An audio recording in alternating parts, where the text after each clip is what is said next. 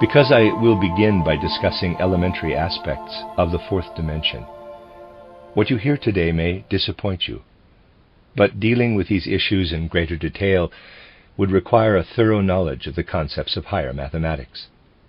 I would first like to provide you with very general and elementary concepts. We must distinguish between the reality of four-dimensional space and the possibility of thinking about it. Four-dimensional space deals with a reality that goes far beyond ordinary sense-perceptible reality. When we enter that realm, we must transform our thinking and become familiar with the way in which mathematicians think. We must realize that at each step mathematicians take, they must account for its impact on their entire line of reasoning. When we concern ourselves with mathematics, however, we also must realize that even mathematicians cannot take a single step into four-dimensional reality. They can arrive at conclusions only from what can and cannot be thought. The subjects we will deal with are initially simple, but become more complicated as we approach the concept of the fourth dimension. We first must be clear about what we mean by dimensions. The best way to gain clarity is to check the dimensionality of various geometrical objects, which then will lead us to considerations that were first tackled in the 19th century by such great mathematicians as Bolyai, Gauss, and Riemann. The simplest geometrical object is the point. It has no size, it can only be imagined. It fixes a location in space. It has a dimension which equals 0. The first dimension is given by a line. A straight line has one dimension, length. When we move a line, which has no thickness, it leaves the first dimension and becomes a plane. A plane has two dimensions, length and breadth.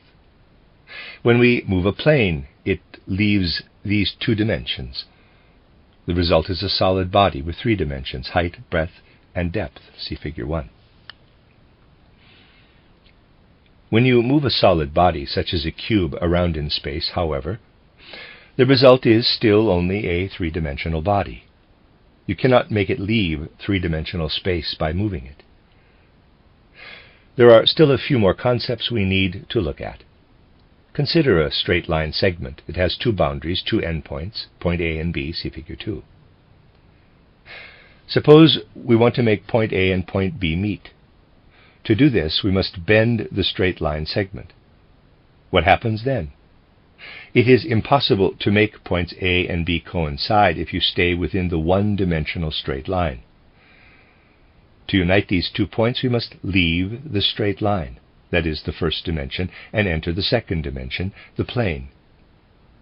When we make its endpoints coincide, the straight line segment becomes a closed curve, that is, in the simplest instance, a circle. See Figure 3. A line segment can be transformed into a circle only by leaving the first dimension.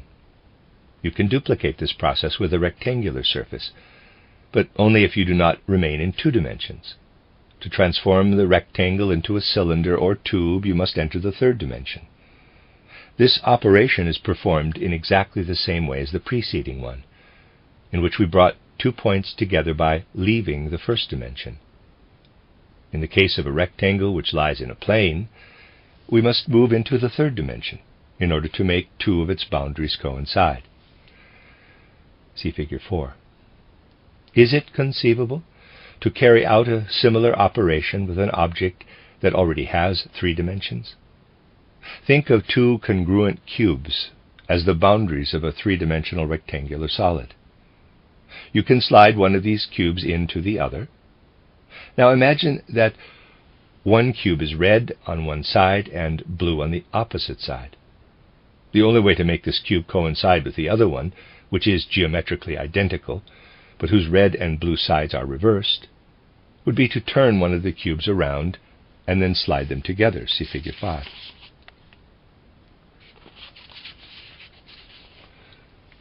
Let's consider another 3-dimensional object. You cannot put a left-handed glove onto your right hand. But if you imagine a pair of gloves, which are symmetrical mirror images of each other, and then you consider the straight line segment with its endpoints A and B, you can see how the gloves belong together. They form a single three-dimensional figure with a boundary, the mirroring plane, in the middle. The same is true of the two symmetrical halves of a person's outer skin. How can two three-dimensional objects that are mirror images of each other be made to coincide? Only by leaving the third dimension, just as we left the first and second dimensions in the previous examples. A right or left-handed glove can be pulled over the left or right hand, respectively, by going through four-dimensional space. In building up depth, the third dimension of perceived space, we pull the image from our right eye over the image from our left eye. That is, we fuse the two images. Now, let's consider one of Zöllner's examples. Readers aside, Zöllner is spelled Z-O-L-L-N-E-R, Zöllner, end of readers aside. Here we have a circle, and outside it a point P. See figure 6. How can we bring point P into the circle without cutting the circumference? We cannot do this if we remain within the plane. Just as we need to leave the second dimension and enter the third in order to make the transition from a square to a cube, we must also leave the second dimension in this example.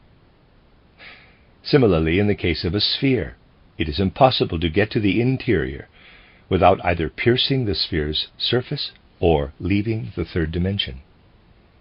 These are conceptual possibilities, but they are of immediate practical significance to epistemology, especially with regard to the epistemological problem of the objectivity of the contents of perception. We first must understand clearly how we actually perceive. How do we acquire knowledge about objects through our senses? We see a color. Without eyes, we would not perceive it. Physicists tell us that what is out there in space is not color, but purely spatial movement patterns that enter the eye and are then picked up by the visual nerve and conveyed to the brain, where the perception of the color red, for example, comes about. Next, we may wonder whether the color red is present when sensation is not. We could not perceive red if we had no eyes, or the sound of bells ringing if we had no ears. All of our sensations depend on movement patterns that are transformed by our psychophysical apparatus. The issue becomes even more complicated, however, when we ask where that unique quality red is located. Is it on the object we perceive, or is it a vibrational process? A set of movements that originates outside us, enters the eye, and continues into the brain itself. Wherever we look, you find vibrational processes and nerve processes, but not the color red. You also will not find it by studying the eye itself. It is neither outside us nor in the brain.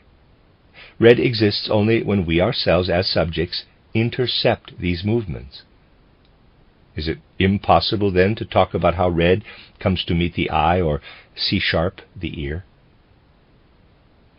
The questions are, what is an internal mental image of this sort, and where does it arise? These questions pervade all of 19th century philosophy.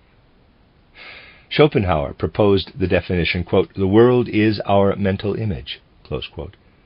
But in this case, what is left for the external object? Just as a mental image of color can be, in quotes, created by movement, so too the perception of movement can come about within us as a result of something that is not moving. Suppose we glue 12 snapshots of a horse in motion to the inner surface of a cylinder equipped with 12 narrow slits between the images. When we look sideways at the turning cylinder, we get the impression that we are always seeing the same horse and that its feet are moving. our bodily organization can induce the impression of movement, when the object in question is really not moving at all. In this way, what we call movement dissolves into nothing. In that case, what is matter?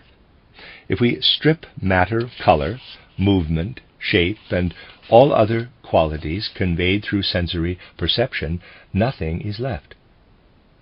If, in quotes, subjective sensations such as color, sound, warmth, taste, and smell, which arise in the consciousness of individuals as a result of environmental stimuli, must be sought within ourselves, so too must the primary objective sensations of shape and movement. The outer world vanishes completely. This state of affairs causes grave difficulties for epistemology. Assuming that all qualities of objects exist outside us, how do they enter us? Where is the point at which the outer is transformed into the inner? If we strip the outer world of all the contents of sensory perception, it no longer exists. Epistemology begins to look like Munchausen trying to pull himself up by his bootstraps. To explain sensations that arise within us, we must assume that the outer world exists.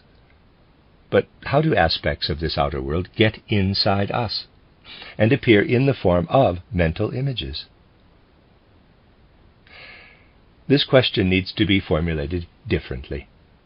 Let's consider several analogies that are necessary for discovering the connection between the outer world and internal sensation. Let's go back to the straight line segment with its endpoints A and B. To make these endpoints coincide, we must move beyond the first dimension and bend the line. See Figure 7. Now, imagine that we make the left endpoint A of this straight line segment coincide with the right endpoint B in such a way that they meet below the original line. We can then pass through the overlapping endpoints and return to our starting point.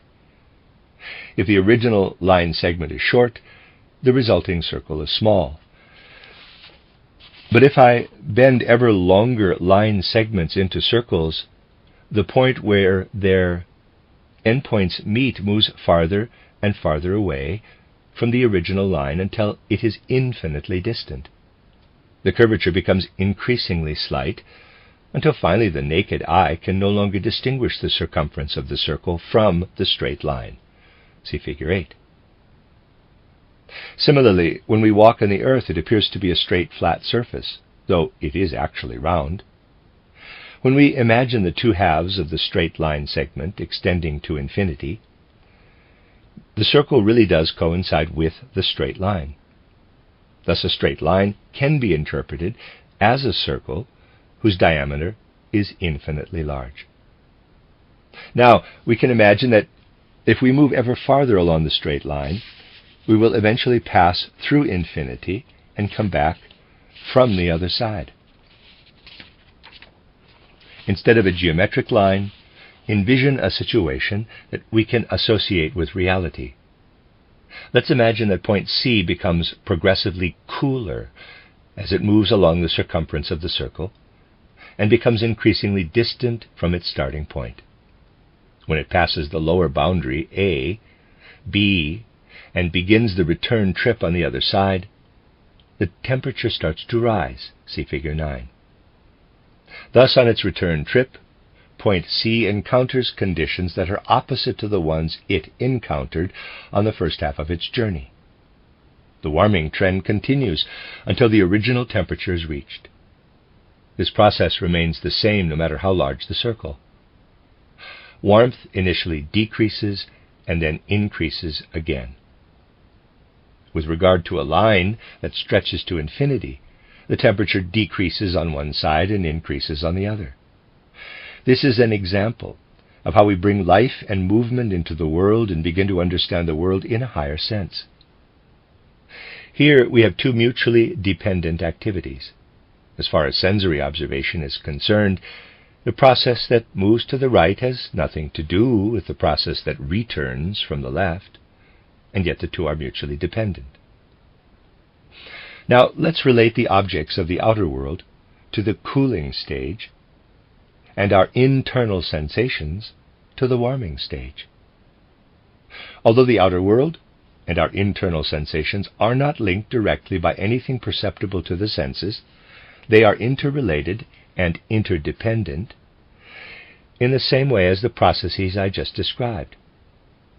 In support of their interrelationship, we also can apply the metaphor of seal and sealing wax. The seal leaves an exact impression or copy of itself in the sealing wax, even though it does not remain in contact with the wax, and there is no transfer of substance between them. The sealing wax retains a faithful impression of the seal.